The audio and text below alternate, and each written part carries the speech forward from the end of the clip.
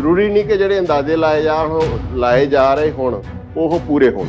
ਚੋਣ ਕਿਵੇਂ ਹੁੰਦੀ ਹੈ, ਇਹਦਾ ਵੋਟ ਜਿਹੜਾ ਬੈਂਕ ਕੀ ਹੈ, ਕਿਸ ਤਰ੍ਹਾਂ ਹੁੰਦੀ ਹੈ? ਕਿ ਇਲੈਕਸ਼ਨ ਪ੍ਰੋਪੋਰਸ਼ਨਲ ਰਿਪਰੈਜ਼ੈਂਟੇਸ਼ਨ ਹੈ। ਸਾਰੇ ਸੂਬਿਆਂ ਚੋਂ ਰਾਜ ਸਭਾ ਦੀਆਂ ਸੀਟਾਂ ਫਿਕਸ ਨੇ। ਇਹ ਜਿਹੜੀ ਦੋਨੋਂ ਸੀਟਾਂ 5 ਦੀਆਂ 5 ਸੀਟਾਂ ਪ੍ਰੋਪੋਰਸ਼ਨਲ ਰਿਪਰੈਜ਼ੈਂਟੇਸ਼ਨ ਦੇ ਮੁਤਾਬਕ ਆਮ ਆਦਮੀ ਪਾर्टी ਕੋਲ ਜਾਂਦੀ ਹੈ। ਪੋਲੀਟੀਕਲ ਪਾर्टी ਦਾ ਕੋਈ ਐਮਐਲਏ अगर डिफेक्ट करना चाहे, क्रॉस वोट करना चाहे तो नहीं कर सकता। लोकसभा के मैंबर ਨੂੰ अगर मैं एक छोटी जी गल कहा, अपनी कॉन्स्टिट्यूएंसी की चिंता बहुत ज्यादा करनी पैंदी है, राज्य सभा वालिਆਂ ਨੂੰ ਘੱਟ ਕਰਨੀ ਪੈਂਦੀ ਹੈ। राज्य सभा ਦੀ 6 ਸਾਲ ਦੀ ਫਿਕਸ ਹੈ। ਇੱਕ ਵਾਰ ਅਗਰ ਇਲੈਕਟ ਹੋ ਗਏ ਤੇ 6 ਸਾਲ ਤੁਸੀਂ ਮੈਂਬਰ ਰਹੋਗੇ। ਲੋਕ ਸਭਾ ਕਦੇ ਵੀ ਭੰਗ ਹੋ ਸਕਦੀ। ਜੋ ਫੈਸਿਲਿਟੀਆਂ ਨੇ ਐਮਪੀ ਨੂੰ ਮਿਲਦੀਆਂ ਉਹ ਦੋਨਾਂ ਹਾਊਸਸ ਨੂੰ ਬਰਾਬਰ ਮਿਲਦੀਆਂ। ਕਿ राज्य सभा ਤੇ ਰਸਮਲਾਈ ਹੈ ਜਿਹੜੀ ਤੁਹਾਨੂੰ ਮਿਲ ਜਾਂਦੀ ਹੈ। ਜਿਹੜੇ ਇਲੈਕਸ਼ਨ ਚ ਇੰਡੀਪੈਂਡੈਂਟ ਇਲੈਕਟ ਹੋ ਕੇ ਆਂਦਾ, ਚਾਹੇ ਵਿਧਾਨ ਸਭਾ, ਚਾਹੇ ਲੋਕ ਸਭਾ, ਚਾਹੇ ਰਾਜ ਸਭਾ, ਹਾਂਜੀ, ਉਹ ਕਿਸੇ ਪਾਰਟੀ 'ਚ ਸ਼ਾਮਲ ਨਹੀਂ ਹੋ ਸਕਦਾ।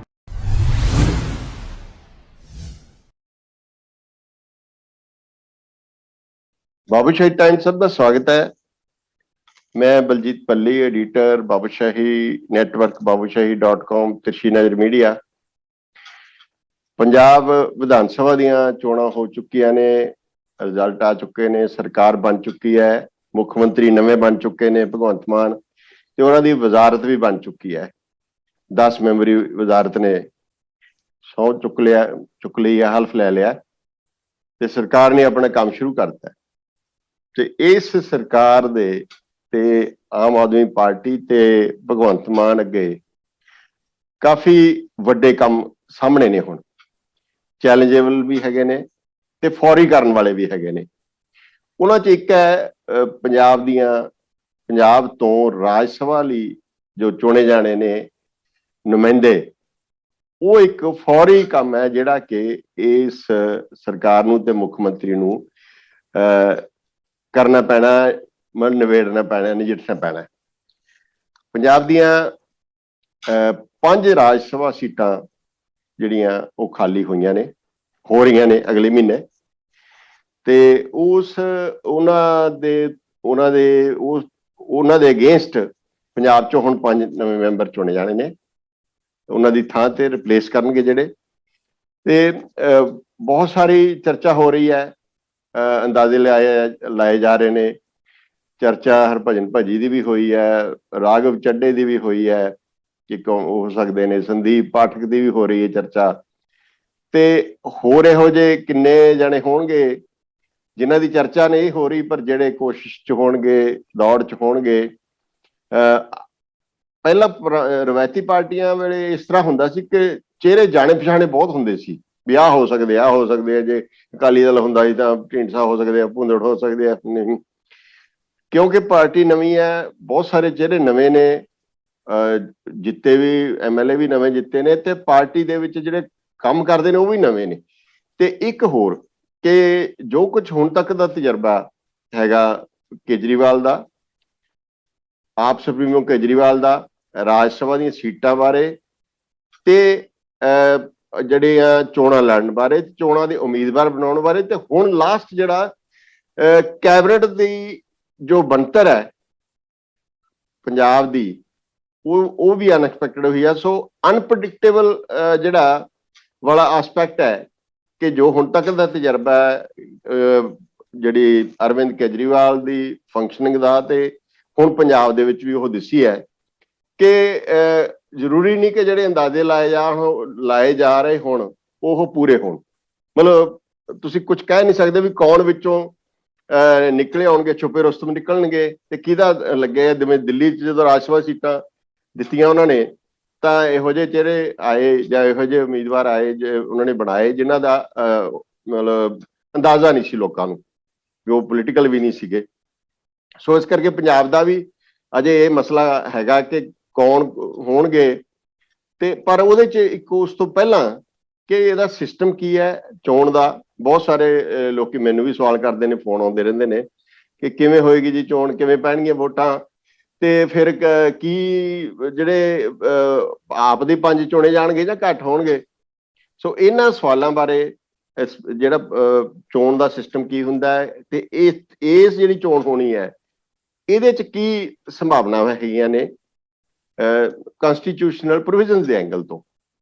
ਸੋ ਉਸ ਮਸਲੇ ਤੇ ਗੱਲ ਕਰਨ ਲਈ ਸਾਡੇ ਨਾਲ ਨੇ ਬਹੁਤ ਹੀ ਉੱਘੇ ਕਾਨੂੰਨਦਾਨ, ਸੀਨੀਅਰ ਐਡਵੋਕੇਟ ਤੇ ਭਾਰਤ ਸਰਕਾਰ ਦੇ ਨੁਮਾਇੰਦੇ ਵੀ ਨੇ ਇਸ ਵੇਲੇ, ਤੇ ਸਤਪਾਲ ਜੈਨ ਜਿਨ੍ਹਾਂ ਦਾ ਬਹੁਤ ਤਜਰਬਾ ਹੈਗਾ, ਸਾਬਕਾ MP ਵੀ ਨੇ। ਉਹਨਾਂ ਤੋਂ ਅਸੀਂ ਸਵਾਲ ਜਵਾਬ ਕਰਾਂਗੇ ਇਸ ਬਾਰੇ। ਜੈਨ ਸਾਹਿਬ, ਸਵਾਗਤ ਹੈ ਜੀ। ਥੈਂਕ ਯੂ, ਧੰਨਵਾਦ, ਬਹੁਤ ਧੰਨਵਾਦ। ਵਿਧਾਨ ਸਭਾ ਦੀਆਂ ਰਾਜ ਸਭਾ ਦੀਆਂ ਸੀਟਾਂ ਦੀ ਚੋਣ ਹੋਣੀ ਹੈ, ਤੇ ਸਭ ਤੋਂ ਪਹਿਲਾਂ ਨਾ ਮੈਨੂੰ ਬਹੁਤ ਫੋਨ ਆਉਂਦੇ ਵੀ ਇਹ ਚੋਣ ਕਿਵੇਂ ਹੁੰਦੀ ਹੈ, ਇਹਦਾ ਵੋਟ ਜਿਹੜਾ ਬੈਂਕ ਕੀ ਹੈ, ਕਿਸ ਤਰ੍ਹਾਂ ਹੁੰਦੀ ਹੈ, ਇਹ ਥੋੜਾ ਜਿਹਾ ਬੇਸਿਕ ਜੇ ਆਪਾਂ ਦੱਸ ਦਿਓ ਤੁਸੀਂ। ਦੇਖੋ, ਪੰਜਾਬ ਤੋਂ ਹੀ ਪੰਜਾਬ ਦੇ ਨਾਲ ਸਾਰੇ ਸੂਬਿਆਂ ਚੋਂ ਰਾਜ ਸਭਾ ਦੀਆਂ ਸੀਟਾਂ ਫਿਕਸ ਨੇ। ਹਾਂਜੀ। ਔਰ ਜੋ ਰਾਜ ਸਭਾ ਦੀ ਚੋਣ ਹੈ ਉਹ 1/3 ਮੈਂਬਰ ਹਰ 2 ਸਾਲ ਤੋਂ ਬਾਅਦ ਰਿਟਾਇਰ ਹੁੰਦੇ ਨੇ, ਤੇ ਹਰ ਸੂਬੇ ਚੋਂ ਜੋ 1/3 ਮੈਂਬਰ ਨੇ ਹਰ 2-2 ਸਾਲ ਤੋਂ ਬਾਅਦ ਉਹਨਾਂ ਦੀ ਇਲੈਕਸ਼ਨ ਹੁੰਦੀ ਹੈ ਜੀ। ਇਹ ਜਿਹੜਾ ਪੰਜਾਬ ਚੋਂ ਕੁੱਲ ਮਿਲਾ ਕੇ 7 ਸੀਟਾਂ ਨੇ ਹਾਂਜੀ ਰਾਜ ਸਭਾ ਦੀਆਂ। ਹਾਂਜੀ। ਜਿਨ੍ਹਾਂ 'ਚ ਕਿਉਂਕਿ 1/3 ਹੈ ਤਾਂ 2 ਸਾਲ ਤੋਂ ਬਾਅਦ 2 ਤੇ 3 ਇਸ ਤਰ੍ਹਾਂ ਕਰਕੇ ਹਰ 2 ਸਾਲ ਤੋਂ ਬਾਅਦ ਇਹ ਸੀਟਾਂ ਦਾ ਇਲੈਕਸ਼ਨ ਹੁੰਦਾ ਹੈ ਜੀ। ਤੁਹਾਨੂੰ ਯਾਦ ਹੋਣਾ 5-6 ਸਾਲ 1984 ਤੋਂ ਲੈ ਕੇ ਬਹੁਤ ਲੰਬੇ ਅਰਸੇ ਤੱਕ ਪੰਜਾਬ ਵਿਧਾਨ ਸਭਾ ਦੀ ਚੋਣਾਂ ਨਹੀਂ ਹੋਈਆਂ ਸਨ। ਨਹੀਂ ਹੋਈਆਂ ਸੀ, ਹਾਂ। ਜਿਸ ਕਰਕੇ ਉਹ 2-2 ਸਾਲ ਤੋਂ ਬਾਅਦ ਜਿਹੜਾ ਇਲੈਕਸ਼ਨ ਹੋਣਾ ਸੀ ਉਹ ਨਹੀਂ ਹੋ ਪਾਇਆ। ਹਾਂਜੀ। ਔਰ ਫਿਰ ਇਹ ਇਲੈਕਸ਼ਨ ਐਟ ਏ ਟਾਈਮ ਇਕੱਠਾ ਹੋ ਕੇ ਆਇਆ। 86 ਹੋਇਆ ਸੀ, ਉਸ ਵੇਲੇ ਵੀ ਇਸ਼ੂ ਉੱਠਿਆ। 86 ਚ ਮੇਰਾ ਖਿਆਲ 1986 ਚ ਇਕੱਠਾ ਹੋਇਆ ਸੀ। ਹਾਂਜੀ। ਉਸ ਵੇਲੇ ਇਹ ਇਸ਼ੂ ਆਇਆ ਕਿ ਜਦੋਂ ਇਹ 2-2 ਸਾਲ ਤੋਂ ਇਲੈਕਸ਼ਨ ਨਹੀਂ ਹੋ ਪਾ ਰਿਹਾ ਸੀ ਕਿ ਇਹ 7 ਸੀਟਾਂ ਦਾ ਇਲੈਕਸ਼ਨ ਇਕੱਠਾ ਹੋਏਗਾ ਕਿ ਅਲੱਗ-ਅਲੱਗ ਹੋਏਗਾ। ਹਾਂਜੀ ਹਾਂਜੀ। ਇਸ ਤਰ੍ਹਾਂ ਹੀ ਦਿੱਲੀ ਵਿੱਚ ਵੀ ਪੋਜੀਸ਼ਨ ਸੀ, ਤੇ ਅਲਟੀਮੇਟਲੀ ਸੁਪਰੀਮ ਕੋਰਟ ਤੱਕ ਮਾਮਲਾ ਗਿਆ। ਕੋਰਟ ਨੇ ਕਿਹਾ ਕਿ ਨਹੀਂ, ਕਿਉਂਕਿ 2-2 ਸਾਲ ਦੀ ਬਾਅਦ ਇਲੈਕਸ਼ਨ ਹੋਣਾ ਹੈ, ਇਸ ਕਰਕੇ ਇਹ ਵੈਕੈਂਸੀਆਂ ਜਿਹੜੀਆਂ ਨੇ ਉਹ ਅਲੱਗ-ਅਲੱਗ ਹੀ ਭਰੀਆਂ ਜਾਣਗੀਆਂ। ਪੰਜਾਬ ਦੇ ਵਿੱਚੋਂ ਇਸ ਵਾਰ 2 ਸੀਟਾਂ ਦਾ ਇਲੈਕਸ਼ਨ ਅਲੱਗ ਹੈ, 3 ਦਾ ਇਲੈਕਸ਼ਨ ਅਲੱਗ ਹੈ, ਔਰ 2 ਹੋਰ ਸੀਟਾਂ ਨੇ ਜਿਹੜੀਆਂ ਜੁਲਾਈ 'ਚ ਖਾਲੀ ਹੋਣਗੀਆਂ। ਹਾਂਜੀ ਹਾਂਜੀ। ਇਸ ਕਰਕੇ ਇਹ 7 ਸੀਟਾਂ 'ਚ ਗਰੁੱਪ ਦੇ ਵਿੱਚ 2 ਸੀਟਾਂ ਦਾ ਇਕੱਠਾ, 3 ਦਾ ਇਕੱਠਾ ਤੇ ਜੁਲਾਈ 'ਚ 2 ਦਾ ਇਕੱਠਾ ਹੋਇਆ। ਹਾਂਜੀ। ਜਿੱਥੋਂ ਤੱਕ ਇਲੈਕਸ਼ਨ ਦਾ ਤਾਲੁਕ ਹੈ, ਰਾਜ ਸਭਾ ਦਾ ਇਲੈਕਸ਼ਨ ਜਿਹੜੀ ਵਿਧਾਨ ਸਭਾ ਹੈ ਉਸ ਦੇ ਮੈਂਬਰ ਕਰਦੇ ਨੇ, ਐਮਐਲਏ, ਔਰ ਇਹ ਇਲੈਕਸ਼ਨ ਐਮਐਲਏ ਕਰਦੇ ਨੇ। ਔਰ ਇਸ ਇਲੈਕਸ਼ਨ ਦੇ ਵਿੱਚ ਜਿਹੜਾ ਵੋਟ ਦਾ ਪੈਟਰਨ ਹੈ ਉਹ ਪ੍ਰੋਪੋਰਸ਼ਨਲ ਰਿਪਰੈਜ਼ੈਂਟੇਸ਼ਨ ਹੈ, ਯਾਨੀ ਤੁਸੀਂ ਪ੍ਰੈਫਰੈਂਸ ਦੇ ਸਕਦੇ ਹੋ, ਪਹਿਲੀ ਪ੍ਰੈਫਰੈਂਸ, ਦੂਜੀ ਪ੍ਰੈਫਰੈਂਸ, ਤੀਜੀ ਪ੍ਰੈਫਰੈਂਸ। ਔਰ ਜੋ ਇਸ ਦਾ ਜਿੱਤਣ ਦਾ ਕੋਟਾ ਹੈ, ਮਤਲਬ ਮੈਂ ਤੁਹਾਨੂੰ ਵਿਚਾਰ ਮਤਲਬ ਇਹ ਨਹੀਂ ਹੈ ਵੀ ਜਿਹਨੂੰ ਮੈਜੋਰਿਟੀ ਪੈ ਗਿਆ ਉਹ ਜਿੱਤ ਗਿਆ, ਦੂਜਾ ਮਤਲਬ ਇਸ ਤਰ੍ਹਾਂ ਨਹੀਂ ਹੈਗਾ। ਨਹੀਂ, ਇਹ ਪ੍ਰੋਪੋਰਸ਼ਨਲ ਰਿਪਰੈਜ਼ੈਂਟੇਸ਼ਨ ਹੈ। ਇਸ ਕਰਕੇ ਹੁਣ ਤੱਕ ਜਿਹੜੇ ਇਲੈਕਸ਼ਨ ਹੁੰਦੇ ਆਏ ਨੇ ਉਹਨਾਂ ਵਿੱਚ ਕਿਉਂਕਿ ਰੂਲਿੰਗ ਪਾਰਟੀ ਔਰ ਆਪੋਜੀਸ਼ਨ ਦੀ ਸਟਰੈਂਥ ਕੋ ਬਹੁਤ ਜ਼ਿਆਦਾ ਫਰਕ ਨਹੀਂ ਹੁੰਦਾ ਸੀ। ਜਿਹੜਾ ਇਸ ਕਰਕੇ ਆਮ ਤੌਰ ਤੇ ਮੰਨ ਲਓ 3 ਸੀਟਾਂ ਨੇ ਤਾਂ 2 ਰੂਲਿੰਗ ਪਾਰਟੀ ਦੀਆਂ ਆ ਗਈਆਂ ਤੇ 1 ਆਪੋਜੀਸ਼ਨ ਦੀ ਆ ਗਈ, ਜਾਂ ਦੋਨਾਂ ਦੀ ਇੱਕ ਸੀਟ ਆ ਗਈ, ਤੀਜੀ ਕੋਈ ਕੰਬੀਨੇਸ਼ਨ ਨਾਲ ਜਿਸ ਦਾ ਵੀ ਬਣ ਸਕਿਆ ਉਹਦੀ ਸੀਟ ਬਣ ਗਈ। ਇਹ ਹੁਣ ਤੱਕ ਹੁੰਦਾ ਆਇਆ। ਲੇਕਿਨ ਇਹ ਜਿਹੜਾ ਇਸ ਵੇਲੇ ਇਹਨਾਂ ਦੀ ਆਮ ਆਦਮੀ ਪਾਰਟੀ ਨੂੰ ਐਡਾ ਵੱਡਾ ਮੈਂਡੇਟ ਮਿਲਿਆ ਹੈ ਕਿਉਂਕਿ ਇਹ ਇਲੈਕਸ਼ਨ ਪ੍ਰੋਪੋਰਸ਼ਨਲ ਰਿਪਰੈਜ਼ੈਂਟੇਸ਼ਨ ਹੈ। ਕੋਟਾ ਕੈਲਕੂਲੇਟ ਹੁੰਦਾ ਹੈ ਜਿੰਨੀਆਂ ਵੋਟਾਂ ਨੇ ਡਿਵਾਈਡਡ ਬਾਈ ਜਿੰਨੀਆਂ ਸੀਟਾਂ ਨੇ +1। ਜਿਵੇਂ ਪੰਜਾਬ ਚੋਂ 2 ਸੀਟਾਂ ਨੇ ਇਸ ਵਾਰ ਰਿਕਮੈਂਡ ਵਾਸਤੇ ਅਸੀਂ ਮੰਨ ਲਈਏ ਤੇ 2 ਤੇ 1 3 ਨਾਲ ਡਿਵਾਈਡ ਕੀਤਾ ਜਾਏਗਾ ਜੀ, ਠੀਕ ਹੈ, ਔਰ 1 ਉਹਦੇ ਚ ਐਡ ਕਰਤਾ ਜਾਏਗਾ। ਅੱਛਾ, 1 ਵੋਟ। ਹਾਂਜੀ। तो ये लगभग 40 के करीब ਜਿਹੜਾ 39-40 ਦੇ ਕਰੀਬ ਕੋਟਾ ਆਏਗਾ ਕਿਉਂਕਿ ਆਮ ਆਦਮੀ ਪਾਰਟੀ ਕੋਲ ਕੋਟੇ ਤੋਂ ਕਿਤੇ ਜ਼ਿਆਦਾ ਵੋਟਾਂ ਨੇ। ਇਸ ਕਰਕੇ ਜਿਹੜਾ 2 ਵਾਲਾ ਇਲੈਕਸ਼ਨ ਹੈ ਉਹ ਬੜੇ ਆਰਾਮ ਨਾਲ ਉਹ ਵੀ ਜਿੱਤਣਗੇ। ਜਿਹੜੀਆਂ 3 ਸੀਟਾਂ ਨੇ ਉਹਨਾਂ 'ਚ ਵੀ ਕੋਟਾ ਜਿੰਨਾ ਬਣੇਗਾ ਉਸ ਤੋਂ ਜ਼ਿਆਦਾ ਆਮ ਆਦਮੀ ਪਾਰਟੀ ਕੋਲ 3 ਸੀਟਾਂ ਵਾਸਤੇ ਵੋਟ ਹੈਗੀ ਹੈ। ਇਸ ਕਰਕੇ ਇਹ ਜਿਹੜੀ ਦੋਨੋਂ ਸੀਟਾਂ 5 ਦੀਆਂ 5 ਸੀਟਾਂ ਪ੍ਰੋਪੋਰਸ਼ਨਲ ਰਿਪਰੈਜ਼ੈਂਟੇਸ਼ਨ ਦੇ ਮੁਤਾਬਕ ਆਮ ਆਦਮੀ ਪਾਰਟੀ ਕੋਲ ਜਾਣਗੀਆਂ। ਜਿਹੜੀਆਂ ਜੁਲਾਈ 'ਚ 2 ਸੀਟਾਂ ਆਣੀਆਂ ਨੇ ਉਹ ਵੀ ਇਸੇ ਪੈਟਰਨ ਨਾਲ ਆਮ ਆਦਮੀ ਪਾਰਟੀ ਕੋਲ ਜਾਣਗੀਆਂ। ਔਰ ਮੈਂ ਸਮਝਦਾ ਕਿ ਪੰਜਾਬ ਦੇ ਇਤਿਹਾਸ 'ਚ ਸ਼ਾਇਦ ਪਹਿਲੀ ਵਾਰ ਹੋਏਗਾ ਕਿ 7 ਦੀਆਂ 7 ਸੀਟਾਂ ਆਮ ਆਦਮੀ ਪਾਰਟੀ ਕੋਲ ਕਿਸੇ ਵੀ ਰੂਲਿੰਗ ਪਾਰਟੀ ਨੂੰ 7 ਸੀਟਾਂ ਜਾਣ। ਜਿੱਥੋਂ ਦੂਜੀ ਗੱਲ ਹੋਰ ਦੱਸਿਆ ਇੱਥੇ। ਅੱਛਾ, ਨਹੀਂ ਇੱਕ ਤੁਸੀਂ ਮੈਂ ਥੋੜਾ ਜਿਹਾ ਸੌਰੀ ਵਿੱਚ ਕਿ 2 ਔਰ 3 ਹੈ, ਮਤਲਬ ਇਕੱਠੀਆਂ 5 ਨਹੀਂ ਉਹ ਗਿਣੀਆਂ ਜਾਣੀਆਂ, ਉਹ 2 ਔਰ 3 ਦੀ। ਹਾਂਜੀ, 2 ਦਾ ਇਲੈਕਸ਼ਨ ਅਲੱਗ ਹੋਏਗਾ, 3 ਦਾ ਅਲੱਗ ਹੋਏਗਾ। ਇਸੇ ਕਰਕੇ ਚੈਂਪੀਅਨ 2 ਉਹਨਾਂ ਦਾ ਅਲੱਗ ਹੋਏਗਾ। ਠੀਕ, ਇਸੇ ਕਰਕੇ ਉਹਨਾਂ ਨੂੰ ਅਲੱਗ ਇਲੈਕਸ਼ਨ ਹੈ। ਨੋਮੀਨੇਸ਼ਨ ਟਾਈਮ ਹੋਈ ਹੈ, ਸ਼ੈਡਿਊਲ ਹੋਈ ਹੈ। ਜਦੋਂ ਤੁਸੀਂ ਨੋਮੀਨੇਸ਼ਨ ਭਰੋਗੇ ਤੇ ਤੁਹਾਨੂੰ ਉਹਦੇ ਚੋਂ ਮੈਂਸ਼ਨ ਕਰਨਾ ਪਏਗਾ ਕਿ ਤੁਸੀਂ ਕਿਹੜੇ ਵਾਲੇ ਸੈੱਟ ਚ ਕਿਹੜੀਆਂ ਸੀਟਾਂ ਵਾਸਤੇ। ਦੂਜੀ ਗੱਲ, ਇਹ ਜਿਹੜਾ ਇਲੈਕਸ਼ਨ ਹੈ ਪਹਿਲੇ ਸੀਕ੍ਰੇਟ ਬੈਲਟ ਹੁੰਦਾ ਸੀ, ਕਿਸ ਨੂੰ ਵੋਟ ਪਾਈ ਪਤਾ ਨਹੀਂ ਲੱਗਦਾ ਸੀ, ਜਿਸ ਕਰਕੇ ਕ੍ਰਾਸ ਵੋਟ ਹੁੰਦੀ ਸੀ।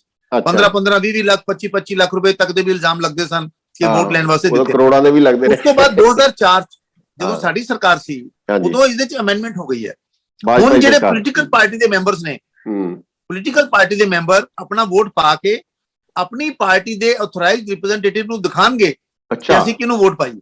ਹਾਂਜੀ, ਉਹਨੂੰ ਦਿਖਾਣੀ ਲਾਜ਼ਮੀ, ਇੰਡੀਪੈਂਡੈਂਟ ਤੇ ਲਾਗੂ ਨਹੀਂ ਹੈ, ਪੋਲੀਟੀਕਲ ਪਾਰਟੀ ਤੇ ਲਾਗੂ ਹੈ। ਇਸ ਕਰਕੇ ਪੋਲੀਟੀਕਲ ਪਾर्टी का कोई एमएलए अगर डिफेक्ट करना चाहे, क्रॉस वोट करना चाहे तो नहीं कर सकता, क्योंकि उन्हें पार्टी को दिखाना पड़ेगा। और जिस करके क्योंकि इन्हों दे 91 एमएलए ने, जिहड़ा टोटल अपोजिशन सारा बुला के भी इन सीटां वास्ते भी जो कोटा बंदा उन्हां कोल स्ट्रेंथ नहीं है, इस करके बड़े आराम नाल सीटां जित जाणगे। 5 ਦੀਆਂ 5 और 2 जुलाई 7 ਦੀਆਂ 7। मतलब ये हैगा भी हुण ओह जे दिखाऊगा तो कुदरती पता लग जाएगा भी ओहदा ये वोट उन्हें नहीं की। हाँ, इस करके उन्हें पार्टी को पता लगेगा, पार्टी फिर पार्टी उसके खिलाफ लायबल हो जाएगा, एंटी डिफेक्शन लॉ वास्ते लायबल हो जाएगा, आपको लागू लायबल हो। राज्यसभा अगर अगर क्रॉस वोट कर दो तो एंटी डिफेक्शन लॉ ते लागू नहीं होता। अच्छा, उत्थे लागू नहीं होता, उत्थे लागू नहीं होता, लेकिन पार्टी को पता लग गया कि इस बंदे ने क्रॉस वोट की है, इस करके पार्टी फिर उस बंदे ਨੂੰ डिसोन कर देंदी है, ਉਹਨੂੰ ਕਿਨਾਰੇ ਕਰ ਦਿੰਦੀ ਹੈ। ਹਾਂ, ਕੁਦਰਤੀ ਕਰਦੀ ਹੈ। ਤੇ ਮਤਲਬ ਜਦੋਂ ਇਹ ਨਹੀਂ ਹੁਣ ਜਿਹੜੀ ਵੋਟ ਹੈ ਉਹ ਸੀਕ੍ਰੀਟ ਵੋਟ ਹੁੰਦੀ ਤਾਂ ਸੀਕ੍ਰੀਟ ਪੋਲ ਹੀ ਹੈ ਨਾ, ਮਤਲਬ ਬਕਸਿਆਂ 'ਚ ਪੈਂਦੀਆਂ ਨਾ ਵੋਟਾਂ, ਪਰਚੀਆਂ ਦਾ। ਹਾਂ ਬਿਲਕੁਲ, ਨਹੀਂ ਜਿਹੜਾ ਐਮਐਲਏ ਹੈ ਕਿਸੇ ਵੀ ਪੋਲੀਟੀਕਲ ਪਾਰਟੀ ਦਾ, ਉਹਨੂੰ ਬੈਲਟ ਪੇਪਰ ਮਿਲੇਗਾ, ਉਹ ਇੱਕ ਕਾਰਨਰ 'ਚ ਜਾ ਕੇ ਮਾਰਕ ਕਰੇਗਾ, मार्क करके वो सिर्फ और सिर्फ जो उस पार्टी का ऑथराइज्ड रिप्रेजेंटेटिव है, अच्छा, सिर्फ उसको दिखाएगा। अगर किसी होर को दिखाएगा तो वोट इनवैलिड हो जाएगी, वो तो इनवैलिड हो जाएगी। अच्छा अच्छा, फिर इनवैलिड हो जाएगी। सिर्फ पार्टी दे ऑथराइज्ड रिप्रेजेंटेटिव जिस दी इंटीमेशन पार्टी रिटर्निंग अफसर ਨੂੰ ਪਹਿਲੇ ਭੇਜ ਦਿੰਦੀ ਹੈ ਕਿ ਸਾਡੇ ਵੱਲੋਂ ਇਹ ऑथराइज्ड रिप्रेजेंटेटिव ਹੈ। ਹਾਂਜੀ, ਹੋਰ ਕਿਸੇ ਨੂੰ ਨਹੀਂ ਦਿਖਾ ਸਕਦਾ, ਜੇ ਕਿਸੇ ਹੋਰ ਨੂੰ ਦਿਖਾਏਗਾ ਤਾਂ ਵੋਟ ਇਨਵੈਲਿਡ ਹੋ ਜਾਏਗੀ। ਹਾਂਜੀ, ਇੱਕ ਤਾਂ ਇਹ ਹੈਗਾ ਕਿ ਜਿਹੜੀਆਂ ਚਲੋ ਮੈਂ ਜਿਹੜੇ ਪ੍ਰੈਜ਼ੈਂਟ ਹੈਗੀ ਸਿਸਟਮ ਜਿਹੜਾ ਵੀ ਉਹ ਬਹੁਤ ਸਾਰੇ ਕੁਐਸਚਨ ਉੱਠਦੇ ਨੇ ਵੀ ਕਿਸ ਤਰ੍ਹਾਂ ਚੋਣ ਹੁੰਦੀ ਹੈ ਉਹਨਾਂ ਦੀ, ਜਾਂ ਉਹ ਤਾਂ ਜਿਹੜੀ ਪਾਰਟੀਆਂ ਕਿਵੇਂ ਚੁਣਦੀਆਂ ਨੇ, ਮਤਲਬ ਉਮੀਦਵਾਰ ਕਿਵੇਂ ਬਣਾਉਂਦੀਆਂ ਨੇ, ਉਹਦੇ ਬਾਅਦ ਕਰਾਂਗੇ। ਮੈਂ ਥੋੜਾ ਜਿਹਾ ਇਹਦੇ ਜਿਹੜੇ ਰਾਜ ਸਭਾ ਮੈਂਬਰ ਦੇ ਰਾਈਟਸ ਤੇ ਡਿਊਟੀਜ਼ ਤੇ ਵੀ ਥੋੜੀ ਜਿਹੀ ਚਰਚਾ ਕਰਨੀ ਚਾਹੁੰਦਾ ਵੀ ਉਹ ਲੋਕ ਸਭਾ ਮੈਂਬਰ ਨਾਲੋਂ ਕੀ ਫਰਕ ਹੁੰਦਾ ਇਹਦਾ ਜੀ। देखो, लोक सभा के मैंबर जिहड़े ने वो अपनी कॉन्स्टिट्यूएंसी तो सीधे चुन के गए होंगे ने, 10 lakh vote, 15 lakh vote, 20 lakh vote उन्होंने नुमाइंदे होंगे ने। हाँ जी, हाँ जी। ते इस करके उन्हां दी जिम्मेवारी अपने कॉन्स्टिट्यूएंसी वाल किते ज्यादा हुंदी है। जिहड़े राज्य सभा के मैंबर ने वो क्योंकि एमएलएस तो चुन के आंदे ने, और उस दे विच भी उन्हां दी पॉलिटिकल पार्टी दा रोल सब तो ज्यादा हुंदा है। पार्टी किसी नूं टिकट देवे ना देवे, आम आदमी उहदे च इन्वॉल्व नहीं हुंदा। उस करके जिहड़ी रिस्पोंसिबिलिटी है वो राज्य सभा वालियां दी कंपैरेटिवली अपनी कॉन्स्टिट्यूएंसी वाल घट हुंदी है, और ਜਿਹੜੇ ਲੋਕ ਸਭਾ ਵਾਲੇ ਨੇ ਉਹਨਾਂ ਦੀ ਜ਼ਿਆਦਾ ਹੁੰਦੀ ਹੈ। ਅਦਰਵਾਈਜ਼ ਜੋ ਕਾਨੂੰਨ ਨੇ ਦੋਨੋਂ ਹਾਊਸਾਂ ਦੀ ਬਰਾਬਰ ਦੀ ਇੰਪੋਰਟੈਂਸ ਹੈ, ਦੋਨਾਂ ਦੇ ਰਾਈਟਸ ਜੋ ਉਹਨਾਂ ਦੀ ਜ਼ਿੰਮੇਵਾਰੀਆਂ ਬੈਨੀਫਿਟਸ ਮਿਲਦੇ ਨੇ ਉਹ ਸਾਰੇ ਲਗਭਗ ਬਰਾਬਰ ਨੇ। ਕਮੇਟੀਆਂ ਦੇ ਵਿੱਚ ਦੋਨੋਂ ਹੀ ਜਾਂਦੇ ਨੇ, ਰਾਜ ਸਭਾ ਤੋਂ ਵੀ ਤੇ ਲੋਕ ਸਭਾ ਤੋਂ ਵੀ। ਔਰ ਜਦੋਂ ਰਾਸ਼ਟਰਪਤੀ ਹਰ ਸਾਲ ਪਹਿਲਾ ਸੈਸ਼ਨ ਐਡਰੈਸ ਕਰਦੇ ਨੇ ਤੇ ਉਸ ਦੇ ਵਿੱਚ ਉਹ ਦੋਨਾਂ ਹਾਊਸਸ ਦੇ ਮੈਂਬਰ ਪਾਰਟਿਸਿਪੇਟ ਕਰਦੇ ਨੇ। ਔਰ ਪ੍ਰਾਈਮ ਮਿਨਿਸਟਰ ਬਣਨ ਵਾਸਤੇ, ਮਿਨਿਸਟਰ ਬਣਨ ਵਾਸਤੇ ਚਾਹੇ ਲੋਕ ਸਭਾ ਦੇ ਮੈਂਬਰ ਹੋ ਚਾਹੇ ਰਾਜ ਸਭਾ ਦੇ ਮੈਂਬਰ ਹੋ, दोनों दी बराबर दी क्वालिफिकेशन आ जाती है। इस करके मैं समझदा कि लोक सभा के मैंबर नूं अगर मैं एक छोटी जी गल कहां, अपनी कॉन्स्टिट्यूएंसी की चिंता बहुत ज्यादा करनी पैंदी है, राज्य सभा वालियां नूं घट करनी पैंदी है। और कई बार लोग क्या करते हैं बड़े मजाक च, मैं पता नहीं ये सच है कि नहीं है, कि राज्य सभा ते रसमलाई है जिहड़ी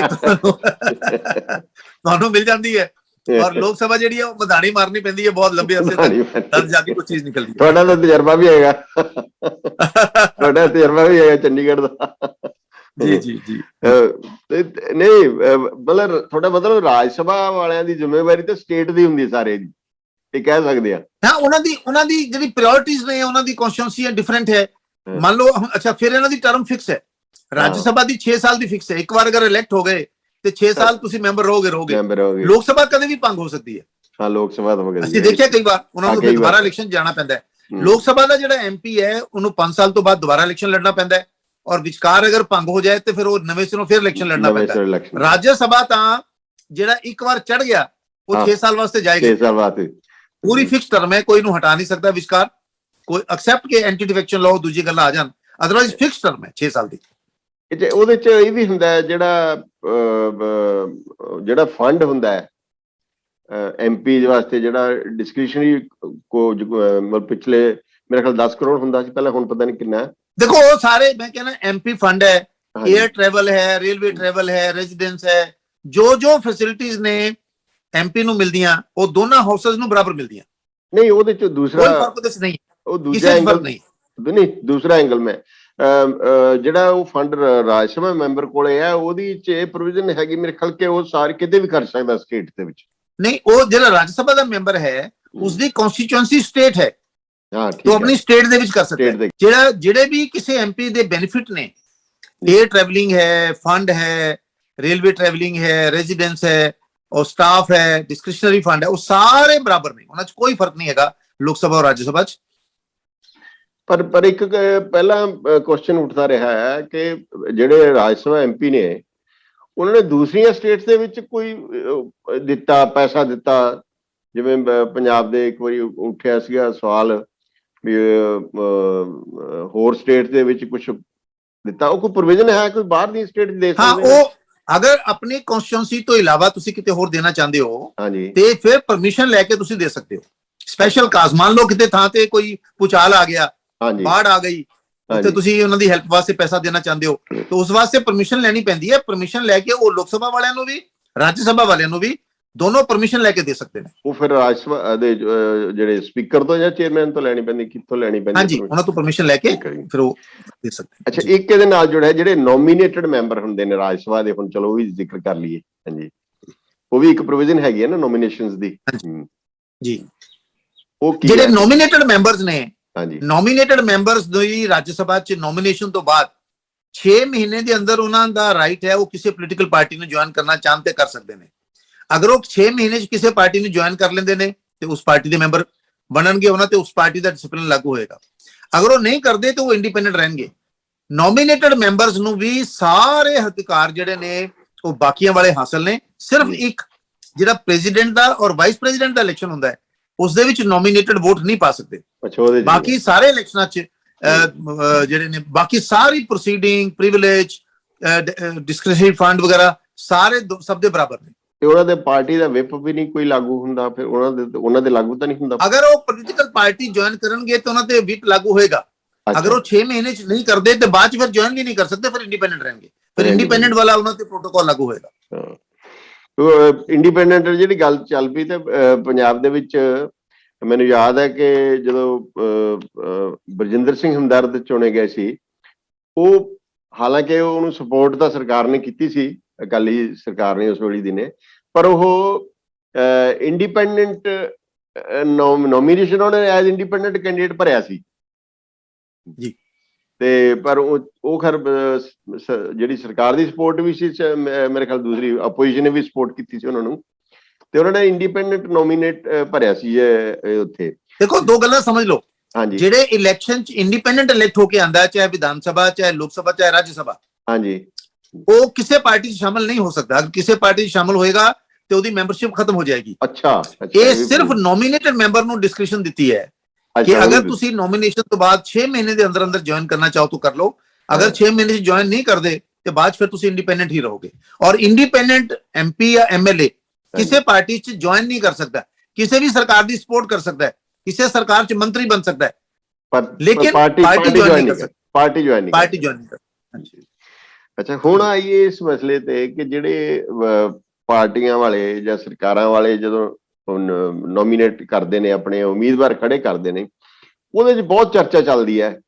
ਮਤਲਬ ਉਹਦੇ 'ਚ ਇਹ ਡਿਸਕਸ਼ਨ ਬੜੀ ਹੈਗੀ, ਜਿਹੜਾ ਪਾਰਟੀ ਦਾ ਹੈੱਡ ਹੈ ਜਾਂ ਪਾਰਟੀ ਦੇ ਚੀਫ ਨੇ, ਉਹਨਾਂ ਨੂੰ ਡਿਸਕਸ਼ਨਸ ਹੈਗੀਆਂ ਨੇ, ਜਿਹਨੂੰ ਮਰਜ਼ੀ ਬਣਾ ਸਕਦੇ ਨੇ ਉਹ।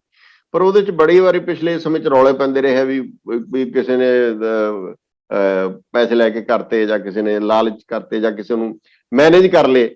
ਸੀਟਾਂ ਜਿਹੜੀਆਂ ਨੇ ਮੈਨੇਜ ਕੀਤੀਆਂ ਜਾਂਦੀਆਂ ਨੇ। ਹੁਣ ਜਦੋਂ ਦਿੱਲੀ 'ਚ ਆਮ ਆਦਮੀ ਪਾਰਟੀ ਨੇ, ਉਦੋਂ ਵੀ ਬੜੀ ਚਰਚਾ ਹੋਈ ਇਹ ਵੀ ਉਹਨਾਂ ਨੇ ਬਿਜ਼ਨਸਮੈਨ ਬਣਾਤੇ ਜਾਂ ਧਨਾੜ ਆਦਮੀ ਬਣਾਤੇ। ਤੇ ਇਹ ਮਸਲਾ ਕੀ ਹੈ, ਤੁਸੀਂ ਇਹਨੂੰ ਕਿਵੇਂ ਸਮਝਦੇ ਹੋ? ਦੇਖੋ, ਇਹ ਜਿਹੜਾ ਮਾਮਲਾ ਹੈ ਨਾ, ਇਹ ਹਰ ਪਾਰਟੀ ਦੀ ਆਪਣੀ ਅੰਦਰੂਨੀ ਵਰਕਿੰਗ ਹੈ, ਇੰਟਰਨਲ ਵਰਕਿੰਗ ਹੈ। ਹਾਂਜੀ, ਇਹ ਪਾਰਟੀ ਦੀ ਲੀਡਰਸ਼ਿਪ ਨੇ ਫੈਸਲਾ ਕਰਨਾ ਹੁੰਦਾ ਹੈ ਵੀ ਕਿਹਨੂੰ ਭੇਜਣਾ ਹੈ, ਕਿਵੇਂ ਭੇਜਣਾ ਹੈ ਤੇ ਕਿਵੇਂ ਉਸਦੀ ਸਿਲੈਕਸ਼ਨ ਕਰਨੀ ਹੈ। ਇਸ ਬਾਰੇ ਕਾਨੂੰਨ ਵਿੱਚ ਕੋਈ ਪ੍ਰਾਵਧਾਨ ਨਹੀਂ ਹੈਗਾ। ਸਿਰਫ ਜੋ ਕੁਆਲੀਫਿਕੇਸ਼ਨਸ ਨੇ ਐਮਪੀਜ਼ ਦੀਆਂ, ਐਮਐਲਏਜ਼ ਦੀਆਂ, ਉਹ ਕੁਆਲੀਫਿਕੇਸ਼ਨ ਉਹਨੂੰ ਫੁੱਲਫਿਲ ਕਰਨੀਆਂ ਚਾਹੀਦੀਆਂ ਨੇ। ਲੇਕਿਨ ਕੌਣ ਬੰਦਾ ਜਾਏਗਾ, ਉਹਦੇ ਵਾਸਤੇ ਕੀ ਕੰਸੀਡਰੇਸ਼ਨ ਹੋਏਗੀ, ਕਾਸਟ ਫੈਕਟਰ ਹੈ ਔਰ ਜੋ ਵੀ ਫੈਕਟਰ ਹੋ ਸਕਦਾ ਹੈ, ਇਹ ਪਾਰਟੀ ਦਾ ਇੰਟਰਨਲ ਮਾਮਲਾ ਹੈ। ਇਸ ਕਰਕੇ ਇਹ ਫੈਸਲਾ ਪਾਰਟੀ ਕਰਦੀ ਹੈ ਵੀ ਕਿਸ ਨੂੰ ਭੇਜਣਾ ਹੈ, ਕਿਉਂ ਭੇਜਣਾ ਹੈ। ਕੋਈ ਕਾਨੂੰਨ ਇਸ ਬਾਰੇ ਲੇ ਡਾਊਨ ਨਹੀਂ ਕਰਦਾ।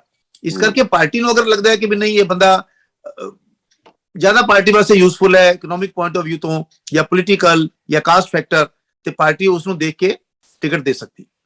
ਪਰ ਵੈਸੇ ਤੁਹਾਡੀ ਇੰਡੀਵਿਜੂਅਲ ਜਾਤੀ ਰਾਏ ਤੁਹਾਡੀ ਕੀ ਹੈ ਵੀ ਕੀ ਆਈਡੀਅਲੀ ਕੀ ਹੋਣਾ ਚਾਹੀਦਾ?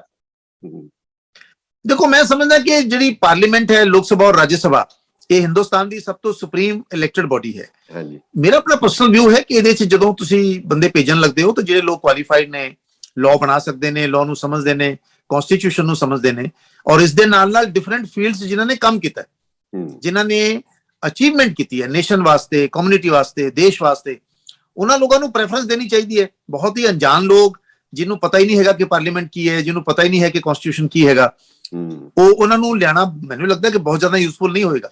ਲੇਕਿਨ ਡਿਫਰੈਂਟ ਫੀਲਡ ਦੇ ਲੋਕ ਨੇ, ਉਹ ਆਣ।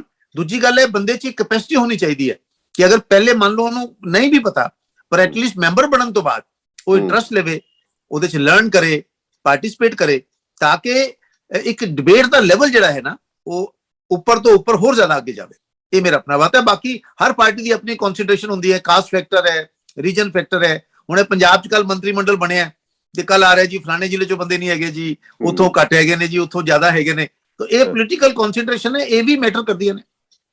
ਪਿਛਲੇ ਸਮੇਂ 'ਚ ਬਣਦੇ ਦੇਖੋ ਵੱਖ-ਵੱਖ ਈਵਨ ਜਿਹੜਾ ਐਂਟਰਟੇਨਮੈਂਟ ਵਰਲਡ ਆ ਉਹ 'ਚ ਵੀ ਸਪੋਰਟਸਮੈਨ ਵੀ ਬਣਦੇ ਰਹੇ ਨੇ। ਮਤਲਬ ਹੋਰ ਹੁਣ ਵੀ ਚਰਚਾ ਚੱਲ ਰਹੀ ਹੈ, ਜਿਵੇਂ ਇਹਨਾਂ ਨੇ ਇਸ ਤਰ੍ਹਾਂ ਦੀ ਇੰਡੀਕੇਸ਼ਨ ਮਿਲੀ ਹੈ ਕਿ ਜਿਹੜੇ ਸਪੋਰਟਸਮੈਨ ਆ ਉਹਨਾਂ ਨੂੰ ਬਣਾਵਾਂਗੇ। ਹਰਭਜਨ ਭੱਜੀ ਦਾ ਨਾਂ ਚੱਲਿਆ, ਹੋਰ ਇਸ ਤਰ੍ਹਾਂ ਹੁਣ ਵੀ ਚੱਲ ਰਹੀ ਹੈ ਨਾ।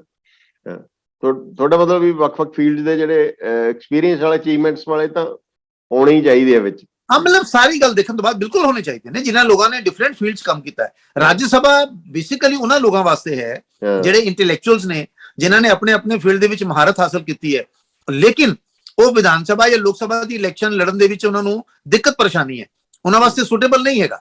ਉਹ ਉਹਨਾਂ ਲੋਕਾਂ ਵਾਸਤੇ ਹੈ ਕਿ ਉਹ ਕੰਟਰੀਬਿਊਟ ਕਰ ਸਕਣ। ਡਾਕਟਰ ਮਨਮੋਹਨ ਸਿੰਘ ਨੇ ਵੀ ਮੇਰੇ ਖਿਆਲ ਉਹ ਰਾਜ ਸਭਾ ਦੇ ਮੈਂਬਰ ਕਰਕੇ ਹੁਣ ਨਾਤੇ ਹੀ ਪ੍ਰਾਈਮ ਮਿਨਿਸਟਰ ਰਹੇ।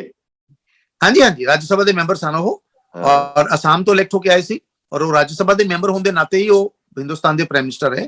ਦੇਵ ਗੌੜਾ ਵੀ ਜਦੋਂ ਆਏ ਸਨ ਪਹਿਲੇ, ਤੇ ਦੇਵ ਗੌੜਾ ਵੀ ਉਦੋਂ ਰਾਜ ਸਭਾ ਸੀ, ਬਾਅਦ ਫਿਰ ਉਹ ਲੋਕ ਸਭਾ ਦਾ ਇਲੈਕਸ਼ਨ ਲੜਿਆ ਉਹਨਾਂ ਨੇ। ਕੁਝ ਲੋਕ ਇਹ ਵੀ ਡਿਮਾਂਡ ਕਰ ਰਹੇ ਨੇ, ਇਹ ਗੱਲ ਉੱਠੀ ਹੈ ਕਈ ਜਗ੍ਹਾ ਕਿ ਘੱਟੋ ਘੱਟ ਪ੍ਰਾਈਮ ਮਿਨਿਸਟਰ ਵਾਸਤੇ ਇਹ ਜ਼ਰੂਰੀ ਹੋਣਾ ਚਾਹੀਦਾ ਹੈ ਕਿ ਉਹ ਲੋਕ ਸਭਾ ਦਾ ਮੈਂਬਰ ਹੋਵੇ, ਕਿਉਂਕਿ ਪ੍ਰਾਈਮ ਮਿਨਿਸਟਰ ਉਹ ਬੰਦਾ ਜਿਹਦੀ ਲੋਕ ਸਭਾ 'ਚ ਮੈਜੋਰਟੀ ਹੈ। ਹਾਂਜੀ, ਉਸੇ ਨੂੰ ਬਣਾਉਂਦੇ ਆ ਨਾ। ਤੇ ਇਸ ਕਰਕੇ ਕੁਝ ਲੋਕਾਂ ਦਾ ਕਹਿਣਾ ਹੈ, ਪਰ ਇਸ ਦੇ ਬਾਰੇ ਕੋਈ ਕਾਨੂੰਨੀ ਹਾਲ ਤੱਕ ਰਾਏ ਨਹੀਂ ਬਣ ਪਾਈ। ਅਪਰ ਹਾਊਸ ਕਿਹਾ ਜਾਂਦਾ ਹੈ ਰਾਜ ਸਭਾ ਨੂੰ, ਅਪਰ ਹਾਊਸ ਵੀ ਕਿਹਾ ਜਾਂਦਾ ਮਤਲਬ ਆਮ ਤੌਰ ਤੇ। ਇਸ ਕਰਕੇ ਅਪਰ ਹਾਊਸ ਕਿਹਾ ਜਾਂਦਾ ਹੈ, ਐਲਡਰਲੀ ਹਾਊਸ ਇਸ ਕਰਕੇ ਕਿਹਾ ਜਾਂਦਾ ਹੈ ਕਿ ਇਹਦੇ ਵਿੱਚ ਜਿਹੜੇ ਲੋਕ ਆਉਂਦੇ ਨੇ ਉਹ ਐਕਸਪੈਕਟਡ ਨੇ ਕਿ ਜ਼ਿਆਦਾ ਮੈਚੁਰ ਹੋਣਗੇ, ਜ਼ਿਆਦਾ ਐਕਸਪੀਰੀਅੰਸਡ ਹੋਣਗੇ, ਜ਼ਿਆਦਾਤਰ ਉਹਨਾਂ ਲੋਕਾਂ ਦੀ ਕੰਟਰੀਬਿਊਸ਼ਨ ਹੋ ਸਕਦੀ ਹੈ, ਐਲਡਰਲੀ ਜਿਹਨੂੰ ਬੋਲਦੇ ਨਾ। ਔਰ ਇਹਨਾਂ ਨੂੰ ਇਲੈਕਟ ਐਮਐਲਏ ਕਰਦੇ ਨੇ ਲੋਕ, ਐਮਐਲਏ ਇਲੈਕਟ ਕਰਦੇ ਨੇ, ਐਮਐਲਏ ਇਹਨਾਂ ਨੂੰ ਇਲੈਕਟ ਕਰਦੇ ਨੇ। ਇਸ ਕਰਕੇ ਉਹਦਾ ਇੱਕ ਵਰਡ ਬਹੁਤ ਦੇਰ ਤੋਂ ਐਲਡਰਲੀ ਹਾਊਸ ਚੱਲਿਆ ਆ ਰਿਹਾ, ਉਹ ਸਾਡੇ ਵੀ ਹੈ ਔਰ ਬਾਕੀ ਥਾਵਾਂ ਤੇ ਵੀ ਇਹ ਸ਼ਬਦ ਚੱਲ ਰਿਹਾ। ਸਟੇਟਾਂ 'ਚ ਵਿਧਾਨ ਪਰਿਸ਼ਦ ਵੀ ਹੈਗੀ ਕਈ ਸਟੇਟਾਂ 'ਚ, ਅਜੇ ਤੱਕ ਪਹਿਲਾਂ ਪੰਜਾਬ 'ਚ ਹਾਂਜੀ ਕਈ ਜਗ੍ਹਾ ਵਿਧਾਨ ਸਭਾ ਦੇ ਨਾਲ ਨਾਲ ਵਿਧਾਨ ਪਰਿਸ਼ਦ ਹੈ। ਪੰਜਾਬ 'ਚ ਵੀ ਵਿਧਾਨ ਪਰਿਸ਼ਦ ਸੀ, ਲੇਕਿਨ 1967 'ਚ ਜਦੋਂ ਅਕਾਲੀ ਬੀਜੇਪੀ ਸਰਕਾਰ ਆਈ ਸੀ, ਜਨਸੰਘ ਸਰਕਾਰ ਆਈ ਸੀ, ਜਸਟਿਸ ਗੁਰਨਾਮ ਸਿੰਘ ਮੁੱਖ ਮੰਤਰੀ ਬਣੇ ਸਨ, ਉਸ ਤੋਂ ਬਾਅਦ ਪੰਜਾਬ ਦੀ ਵਿਧਾਨ ਪਰਿਸ਼ਦ ਜਿਹੜੀ ਹੈ ਉਹ ਖਤਮ ਕੀਤੀ ਗਈ ਸੀ। ਹਰਿਆਣਾ 'ਚ ਵੀ ਖਤਮ, ਹਰਿਆਣਾ 'ਚ ਤਾਂ ਬਣੀ ਨਹੀਂ ਸੀ, ਔਰ ਯੂਪੀ 'ਚ ਹੈ, ਕਈ ਰਾਜਾਂ 'ਚ ਵਿਧਾਨ ਪਰਿਸ਼ਦ ਕੁਝ ਰਾਜਾਂ ਹੈਗੀ ਹੈ ਜੀ। ਹਾਂਜੀ, ਔਰ ਮੇਰਾ ਮਤ ਹੈ ਕਿ ਹਰ ਰਾਜ ਵਿੱਚ ਹੋਣੀ ਚਾਹੀਦੀ ਹੈ, ਕਿਉਂਕਿ ਬਹੁਤ ਸਾਰੇ ਉਹ ਲੋਕ, ਹਾਂ ਬਿਲਕੁਲ ਮੈਂ ਉਸਦੀ ਫੇਵਰ 'ਚ ਹਾਂ, ਕਿਉਂਕਿ ਬਹੁਤ ਇੰਟੈਲੈਕਚੁਅਲਸ ਜਿਹੜੇ ਵਿਧਾਨ ਸਭਾ ਲੋਕ ਸਭਾ ਦਾ ਇਲੈਕਸ਼ਨ ਨਹੀਂ ਲੜ ਸਕਦੇ ਨੇ, ਉਹਨਾਂ ਲੋਕਾਂ ਨੂੰ ਹਾਊਸ ਵਿੱਚ ਲਿਆ ਕੇ ਮੈਂ ਸਮਝਦਾ ਕਿ ਉਹਦੇ ਨਾਲ ਫਾਇਦਾ ਹੋਏਗਾ, ਨੁਕਸਾਨ ਨਹੀਂ ਹੋਏਗਾ। ਮਤਲਬ ਉਹਨਾਂ ਦੀ ਜਿਹੜੀ ਟੈਲੈਂਟ ਹੈ, ਉਹਨਾਂ ਦੀ ਐਕਸਪੀਰੀਅੰਸ ਹੈ, ਉਹਦਾ ਯੂਟਿਲਾਈਜੇਸ਼ਨ ਹੋਣੀ ਚਾਹੀਦੀ ਹੈ, ਬਿਲਕੁਲ ਹੋਣੀ ਚਾਹੀਦੀ। ਚਲੋ ਬਹੁਤ ਮਿਹਰਬਾਨੀ ਜੈਨ ਸਾਹਿਬ। ਸਤਪਾਲ ਜੈਨ ਹੋਰਾਂ ਨੇ ਰਾਜ ਸਭਾ ਮੈਂਬਰ ਦੀਆਂ ਕੁਆਲੀਫਿਕੇਸ਼ਨਸ ਕੀ ਨੇ, ਕਿਵੇਂ ਚੋਣ ਹੁੰਦੀ ਹੈ, ਤੇ ਪੰਜਾਬ ਦੇ ਵਿੱਚ ਖਾਸ ਕਰਕੇ ਇਸ ਵੇਲੇ ਹੁਣ ਜਦੋਂ 5, 2 ਤੇ 3 ਨੇ ਐਕਸਪਲੇਨ ਵੀ ਕੀਤਾ ਕਿ 2 ਤੇ 3 ਦੀ ਅਲੱਗ-ਅਲੱਗ ਚੋਣ ਹੋਣਗੀਆਂ, ਤੇ ਇਸ ਵੇਲੇ ਸੰਭਾਵਨਾ ਜਿਹੜੀ, ਜਾਂ ਇਹਨਾਂ ਨੇ ਤਾਂ ਪੱਕਾ ਹੀ ਕਿਹਾ ਕਿ ਸੰਭਾਵਨਾ ਨਹੀਂ, ਕਿਉਂਕਿ ਉਹਦੇ ਕੋਲ ਸੀਟਾਂ ਇੰਨੀਆਂ ਜਿੱਤੀਆਂ ਹੋਈਆਂ ਨੇ, 92 ਸੀਟਾਂ ਜਿੱਤੀਆਂ ਨੇ, ਇਸ ਕਰਕੇ 5 ਦੀਆਂ 5 ਸੀਟਾਂ ਜਿਹੜੀਆਂ ਉਹ ਇਹਨਾਂ ਦਾ ਕਹਿਣਾ ਹੈ ਕਿ ਰੂਲਿੰਗ ਪਾਰਟੀ ਜਿਹੜੀ ਹੈ ਇਸ ਵੇਲੇ ਦੀ ਸੱਤਾਧਾਰੀ ਆਮ ਆਦਮੀ ਪਾਰਟੀ ਕੋਲ ਜਾਣਗੀਆਂ। ਤੇ ਇਹ ਸ਼ਾਇਦ ਕਿ ਇਹਨਾਂ ਨੇ ਤਾਂ ਦੱਸਿਆ ਕਿ ਪੰਜਾਬ ਦੀ ਹਿਸਟਰੀ 'ਚ ਪਹਿਲੀ ਵਾਰੀ ਹੋਏਗਾ ਕਿ ਜਦੋਂ ਸਾਰੀਆਂ ਦੀ ਸਾਰੀਆਂ 70 ਸੀਟਾਂ ਜਿਹੜੀਆਂ ਜੁਲਾਈ 'ਚ ਖਾਲੀ ਹੋਣਗੀਆਂ ਉਹ ਵੀ ਰੂਲਿੰਗ ਪਾਰਟੀ ਨੂੰ ਜਾਣਗੀਆਂ। ਕਿ ਪੰਜਾਬ ਦੀ ਹਿਸਟਰੀ 'ਚ ਇਹ ਪਹਿਲੀ ਵਾਰੀ ਹੋਏਗਾ ਕਿ ਜਦੋਂ 7 ਦੀਆਂ 7 ਸੀਟਾਂ ਰਾਜ ਸਭਾ ਦੀਆਂ ਉਹ ਆਮ ਆਦਮੀ ਪਾਰਟੀ, ਕਿਉਂਕਿ ਉਹ ਰੂਲਿੰਗ ਪਾਰਟੀ ਇਸ ਵੇਲੇ ਉਹਨਾਂ ਕੋਲ ਸੀਟਾਂ ਬਹੁਤ ਜਿੱਤੀਆਂ ਨੇ, ਉਹਨਾਂ ਕੋਲ ਹੀ ਜਾਣਗੀਆਂ, ਜਿਹਦਾ ਇੰਪੈਕਟ ਰਾਜ ਸਭਾ ਦੀ ਬਣਤਰ ਤੇ ਪਏਗਾ। ਉਹ ਹੋ ਸਕਦਾ ਹੈ मतलब पंजाब की कहावत थी ना कि जिसकी लाठी उसकी भैंस, तो इस बार तो साथ के साथ जो सीटें हैं ना जिनकी लाठी है, जिनकी सरकार है, उन्हीं को जाएंगी साथ के साथ। और आम आदमी पार्टी को होंगी, जो नई पार्टी बनी है पंजाब में, बिल्कुल नई आई है पार्टी, और सारी की सारी आएंगी। ये अपने आप में एक बहुत ही ऐतिहासिक चीज बहुत इतिहास जो कई तरह का इतिहास बन रहा है, ऐतिहासिक।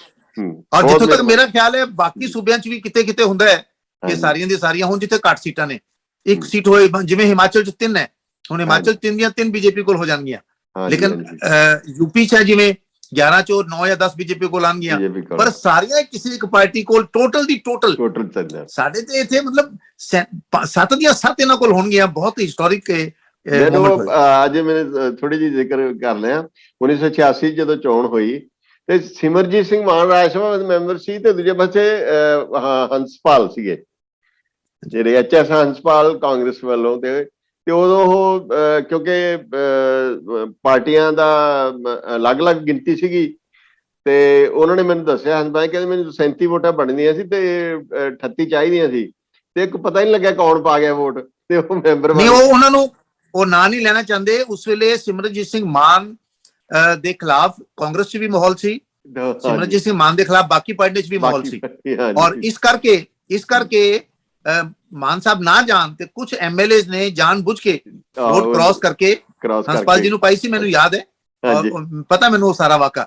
ਐਸੇ ਤਰੀਕੇ ਨਾਲ ਜਦੋਂ ਰਾਸ਼ਟਰਪਤੀ ਦੀ ਚੋਣ ਹੋਈ ਸੀ, ਮੈਂ ਉਹਨਾਂ ਦਾ ਨਾਮ ਨਹੀਂ ਲੈਣਾ ਚਾਹ ਰਿਹਾ, ਪੰਜਾਬ ਦੇ ਇੱਕ ਐਮਐਲਏ ਸਨ, ਅਕਾਲੀ ਦਲ ਦੇ ਬਹੁਤ ਵਰਿਸ਼ਠ ਲੀਡਰ ਸਨ, ਉਹਨਾਂ ਨੇ ਕਿਹਾ ਵੀ ਮੈਂ ਉਹਨਾਂ ਨੂੰ ਵੋਟ ਨਹੀਂ ਪਾ ਸਕਦਾ, ਪਾਰਟੀ ਦਾ ਮੈਂਡੇਟ ਸੀ ਕਿ ਵੋਟ ਪਾਣੀ ਹੈ, ਤੇ ਉਹਨਾਂ ਨੇ ਆਪਣੀ ਵੋਟ ਇਨਵੈਲਿਡ ਕਰਤੀ ਸੀ।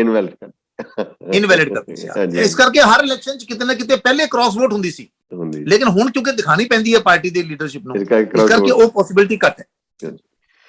ਚਲੋ ਬਹੁਤ ਮਿਹਰਬਾਨੀ, ਸ਼ੁਕਰੀਆ ਜੀ, ਥੈਂਕ ਯੂ।